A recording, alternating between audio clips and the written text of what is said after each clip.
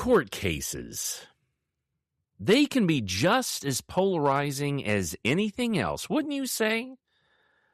Those who agree with the ruling feel that, justice has been served. Those who disagree feel that there has been a miscarriage of justice. I'm sure we can think of many such cases from over the years, from O.J. Simpson to George Zimmerman. Trump's latest conviction in 2024 is probably one of the most recent. We could possibly go back as far as the trial of the British soldiers involved in the Boston Massacre, where 8 soldiers, 1 officer, and 4 civilians were arrested and charged with murder. In this famous case, John Adams represented the soldiers during the trial, and he was seen as a traitor by many in Boston who were furious at the event, and they had even passed out pamphlets depicting the unarmed Bostonians being slaughtered by British tyranny. Well, despite this, Adams desired to see justice instead of a mob rule, and it did hurt him professionally for a time. Surprisingly, for most of us who weren't entirely versed on colonial history, in that trial, Adams prevailed. 6 soldiers were acquitted, 2 were convicted of manslaughter and given reduced sentences, which including branding on their hands.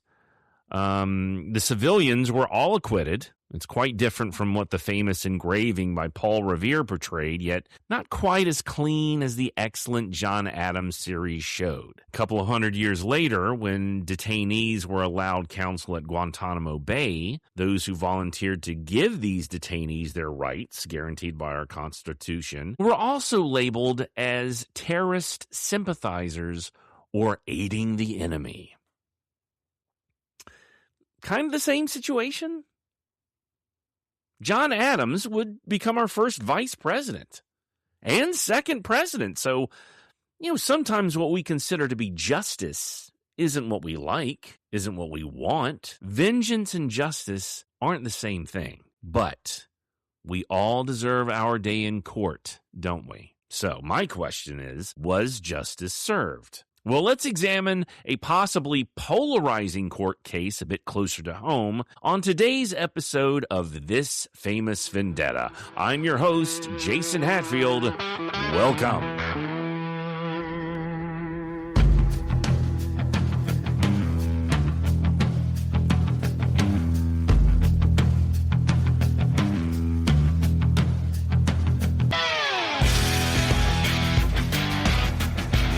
Of all the things in the history of this conflict, all the fights, all the killing, all the court cases, all the news articles, all the infamy, this part is probably the most well-known, and I don't understand why or how. How is this one of the more disseminated parts of the story? Because it sounds... What? I'm asked about it frequently when there's a chance to be asked. Most of the time, I'm just asked if I'm related, and as I've established, yes, I am. So when people ask me about this next segment, it's the same surprise, the same cadence, and I think it feeds into the mountain hillbilly stereotype. Compounds upon it a negativity based on modern experiences and creates a mindset of a simpleness or stupidity that, to be honest, I feel is unwarranted. It's about pigs. Now, just sit there in this moment. What's on your mind now?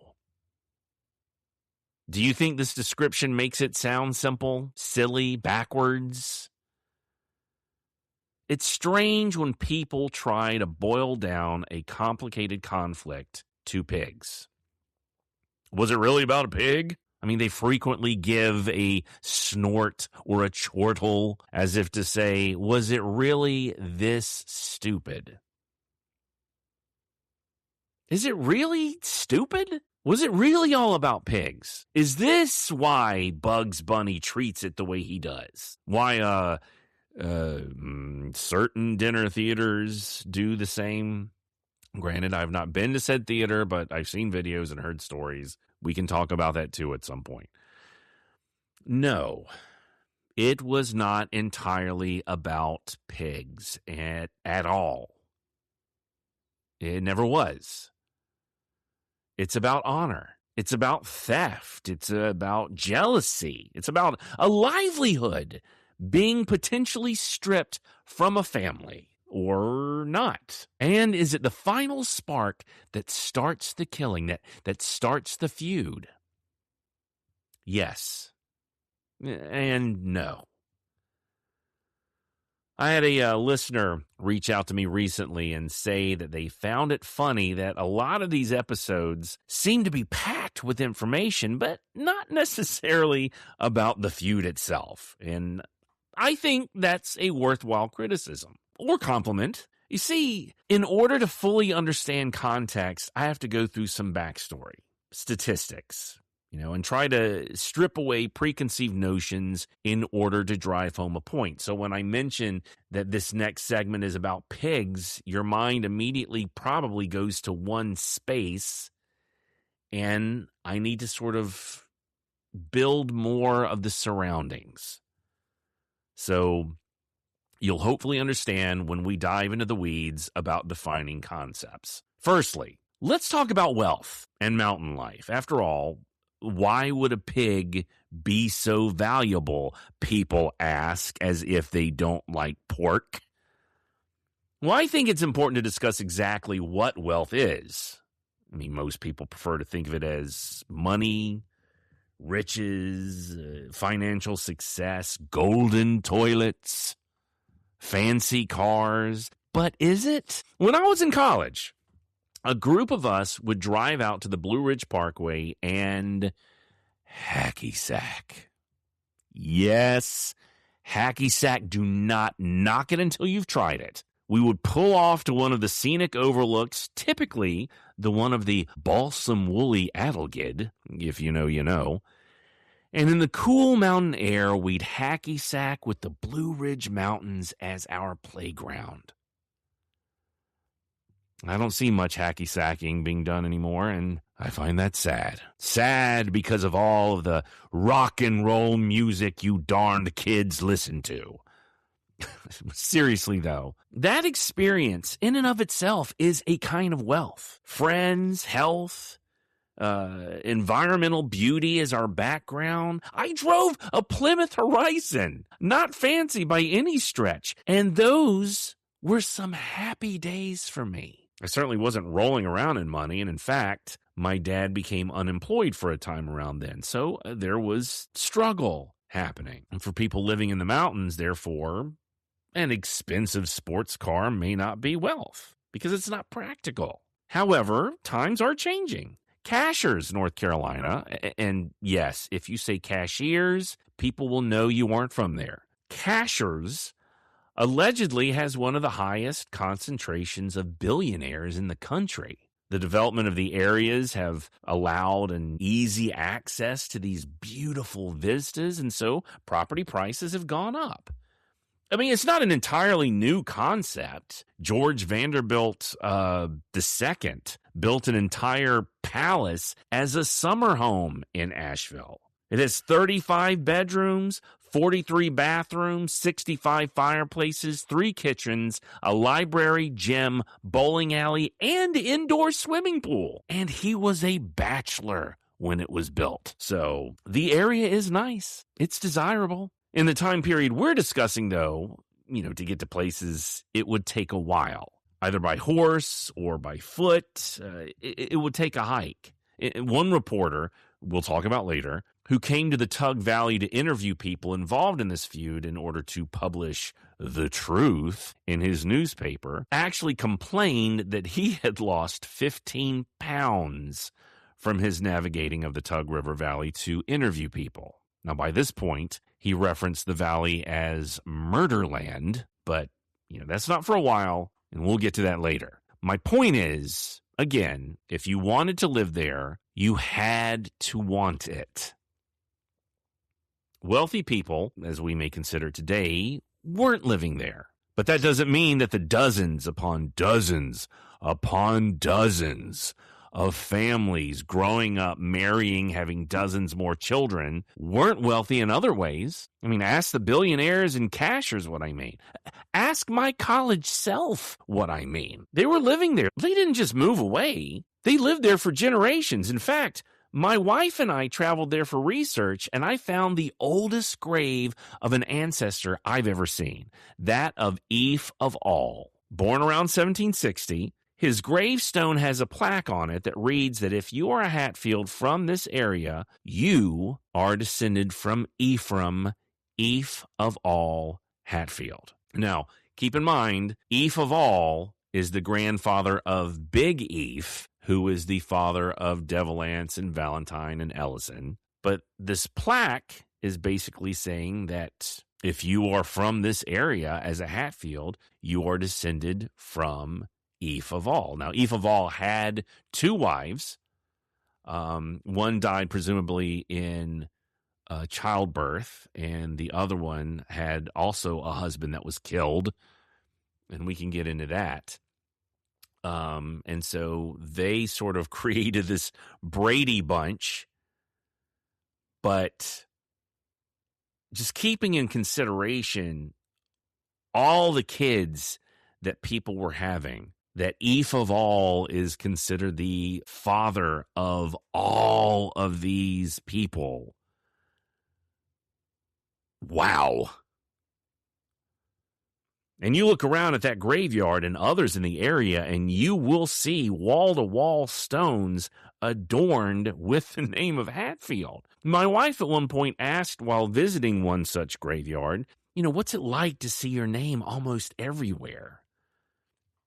Kind of strange, especially given that my family never lived near extended family growing up. If we were going to go see grandparents, it was a trip through the Blue Ridge to Virginia or Tennessee. And my parents had me convinced that Falling Rock was a lost Native American who had been seen in the area, and we needed to heed the road signs and watch out for him. Absolute genius. And boy, I looked hard too. So these families lived in this area for generations. And was it because they were poor and miserable and couldn't leave? No, I don't think so. Cash poor? Perhaps. Perhaps not.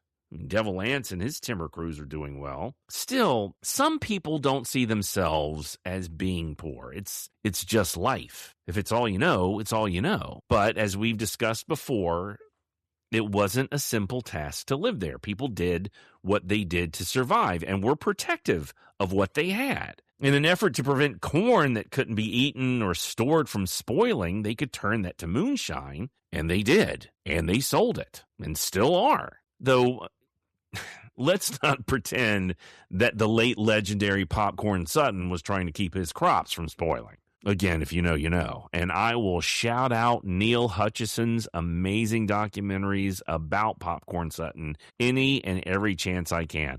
Look up the last one, and you'll see what I'm talking about. There was someone who knew how to appeal to what people wanted mountain people to act like. And either he knew how to market himself, or he just didn't care. Either way, he's amazing. Rest in peace, Mr. Sutton. We'll need to do an episode about him just because. Well, in addition to the small crops you could grow required to feed your family, there was the livestock also. Now, there's evidence of oxen shoes at the Randall McCoy home site, so there was farming and hauling. We know they had horses. They had ways to live, to get there, to get back. None of that was easy.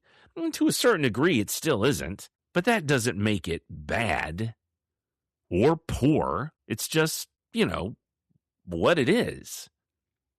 But it takes a certain type of person to live there in the time period we're talking about. So, let's talk about the pigs.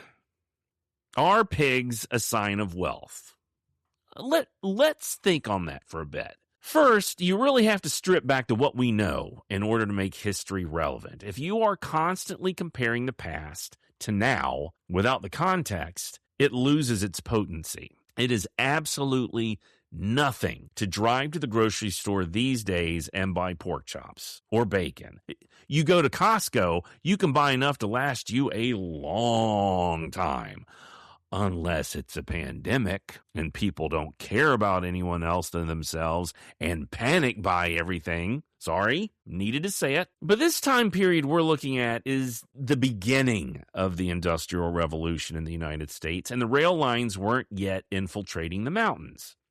So that meant you had to raise your own hogs and grow your own food, and could then either live off of that or sell or trade it for other necessities. Because of the scarcity of agricultural land that we've discussed about before, you probably weren't growing a fair amount of food to feed your animals, especially hogs. Not like today, because you could turn the animals out to run free to eat the nuts or mast that could be found easily in the woods.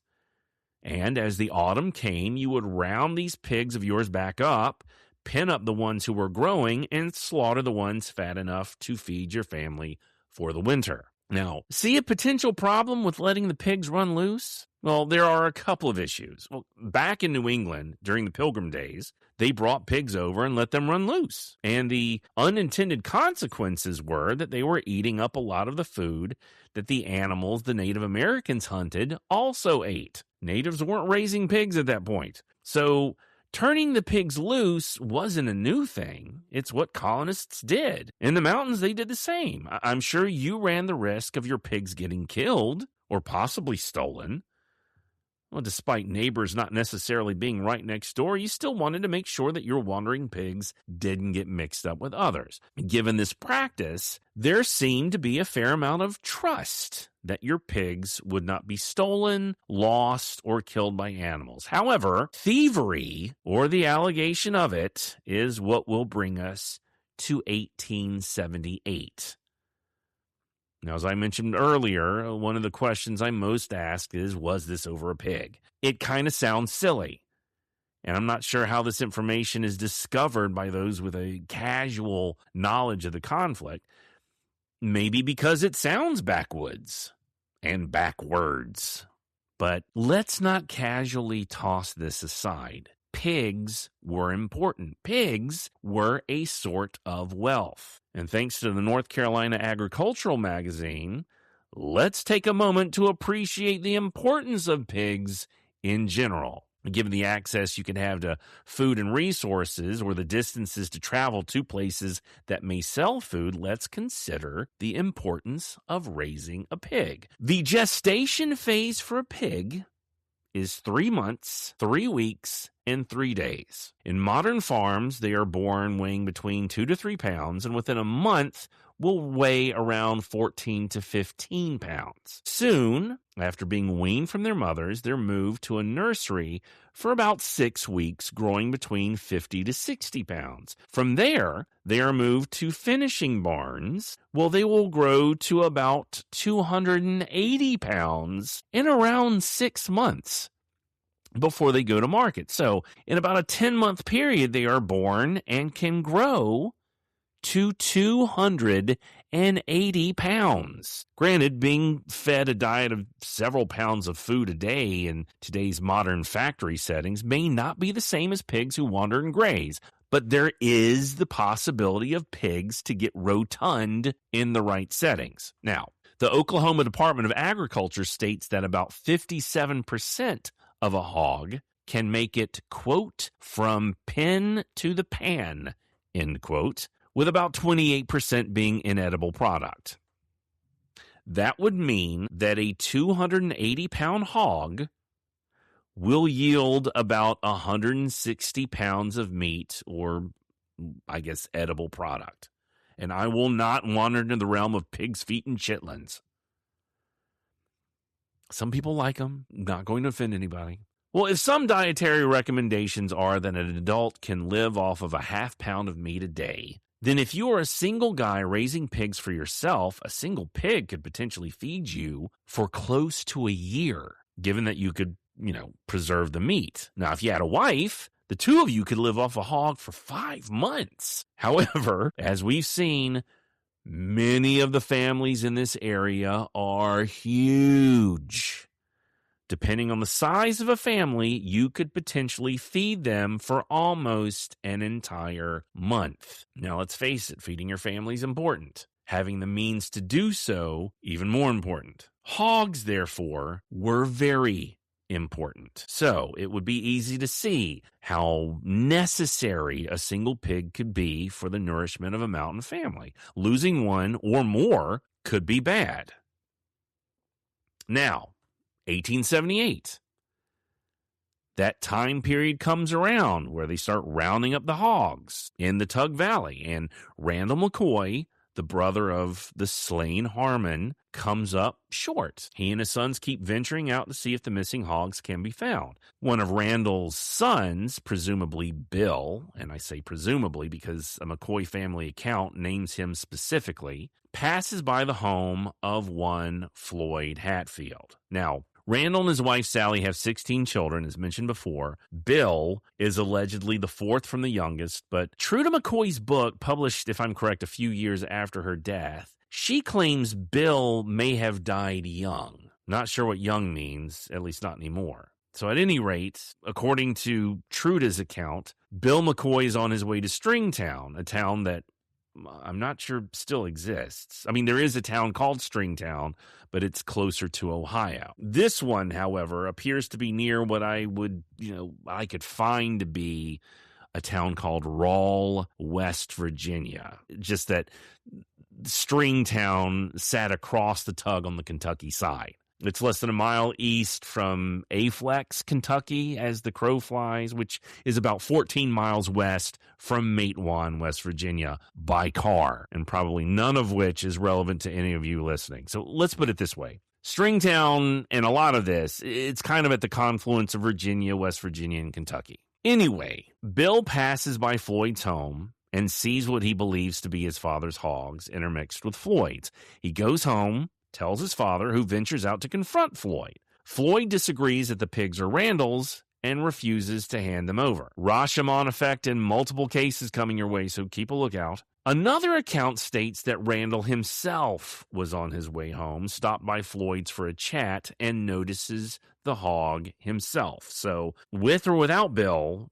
Randall accuses Floyd of stealing his hogs. Floyd adamantly says the hogs are his. Surprisingly, there is some dispute over the identifying methods of Floyd's hogs. In many cases, these are markings, which are notches made in the ears of the pigs. Some versions of the story claim that Randall's pigs were marked, while others contend that the markings were not there. Now, whether the markings were there or not also depends on if it's the Hatfield or McCoy account. Truda claims they were marked. Coleman and Elliott do not. Perhaps having unmarked pigs would explain why Floyd could have taken them, but why would there have been unmarked pigs in an area with so many people raising and letting them loose? Can you identify your pigs so easily? Could Randall pick his out? And if the markings were decidedly different, then why would Floyd have taken them unless he felt nobody would know? At any rate, Randall's not happy, gets his gun, and shoots Floyd.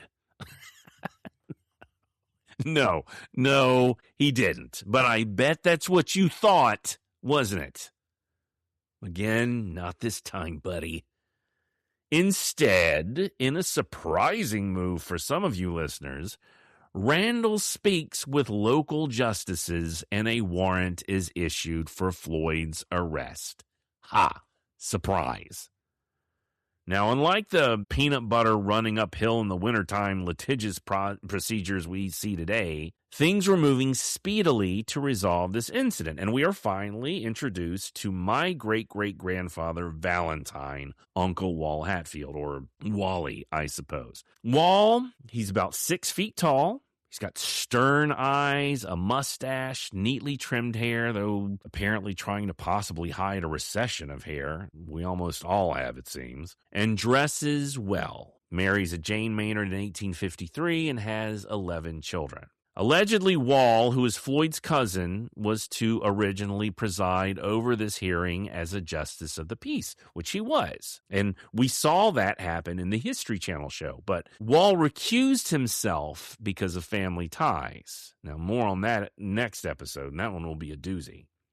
Again, I'm not slagging on the History Channel show because otherwise you'd probably need 3 times as many actors to play roles, and who was related to who could get confusing. So I get it. Why have a person thrown into the mix for possibly one episode only to go away? Well, anyway, Wall's decision to recuse himself was probably from the fact that he was Floyd's cousin, possibly bringing in too much conflict of interest. Instead, another one of Floyd's cousins, another Anderson shortened to Preacher Ants, not Devil Ants, Preacher Ants or Deacon Ants, will preside. Now, Preacher Ants will have the trial at his home along the Hatfield branch of Blackberry Creek in Kentucky. So we got Hatfields living in Kentucky. So keep that in mind too. A lot of people think that all the Hatfields lived in one state, all the McCoys lived in another. Now we have evidence that that was not the case. So, Preacher Ants Hatfield, is going to have this court case at his home. But wouldn't one cousin of Floyd's potentially be just as biased as another cousin? I don't know, maybe Wall felt like his position was too close to those involved. Again, we don't know. Well, as oral tradition goes, Preacher Ants Hatfield was wanting to have as fair a trial as possible, especially since this trial was happening in the area the individuals lived. Randall's home site was literally just down the road from Preacher Ants's home, and both home sites still are. Kinda. We'll get there. So for the sake of fairness, as oral tradition stipulates, a jury was formed of 6 Hatfields and 6 McCoys. There's not a lot of certainty why anyone else of a different surname couldn't have been asked to serve, as there were other families that lived in the area. Still, for whatever reason, the belief is that the jury was 6 of one and 6 of the other. The trial begins with the 2 pigs also in court. That's right, 2 pigs. The Hatfields had witnesses, whereas the McCoys apparently did not. Or did. Again, depending on the account. True to McCoy claims that witness after witness swore without fail that the hogs belonged to Randall. Another account claims that the McCoys had no witnesses. So the account that Randall's son, Bill, saw them first? I mean, if he was still alive, given that he died, quote-unquote, young, I mean, if that were the case, Bill would have been a witness if he saw it, right? Or did that simply not happen? If the other account of them not having witnesses was right. Again, I'm not aware of any transcript of the trial, which again was taking place in Preacher Ants's home, which, by the way, was a modest 2-story wood structure with stone chimneys bookmarking it on either side. That home would eventually fall into collapse over the decades and has since been rebuilt with some of the original material. And you can apparently rent it for your next special occasion. Seriously.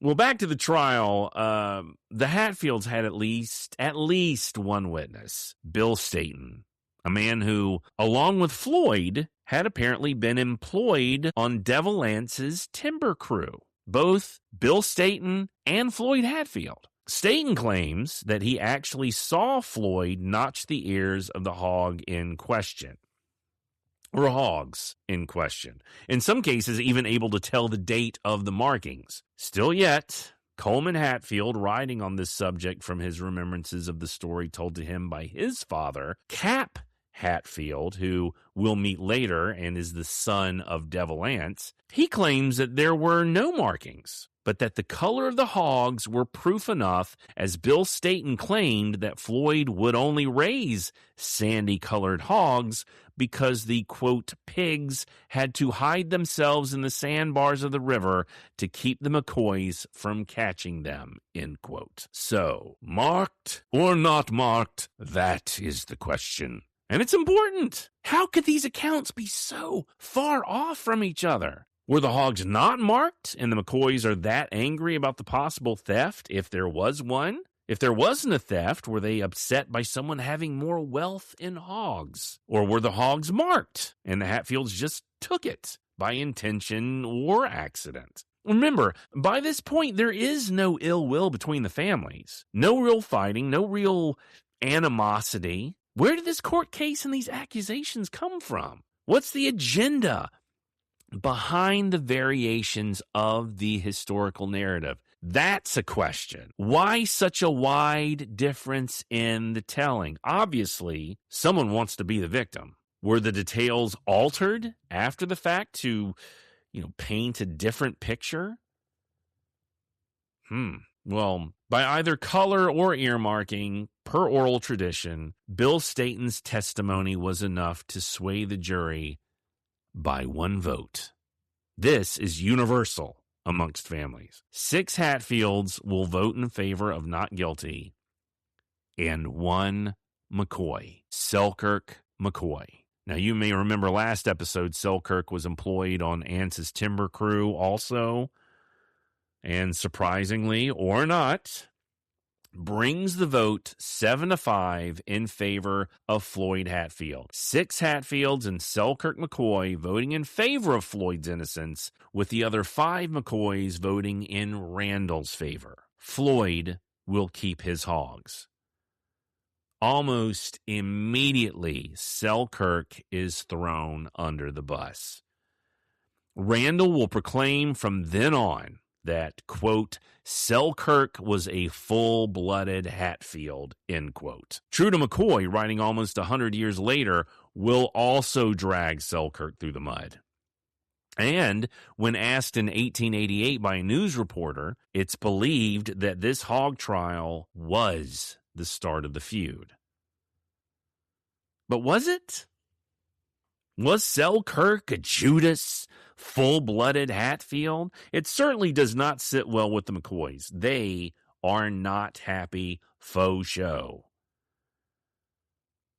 Well, when it comes to blood, I think we're in for a much bigger surprise. As Bill Staten, whose testimony won the day for the Hatfields, Bill Staten's mother, Nancy, is the cousin of Randall McCoy. And one of Bill's sisters, Esther, is Floyd Hatfield's wife.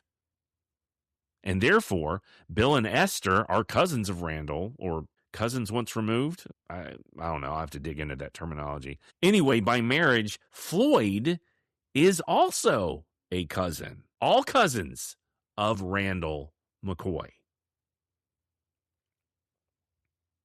So, was it justice for the Hatfields? Some people think so, and others do not. So much so that the second death will come from this also. Yikes. And that's all the time we have for today. Join us next time as we sort through the trial's aftermath, determine if it was the opening salvo of this conflict, and maybe discover that this may not be so much a war between two families as a war within one. Join us in 2 weeks. Now go out there and make history in a good way. See you next time.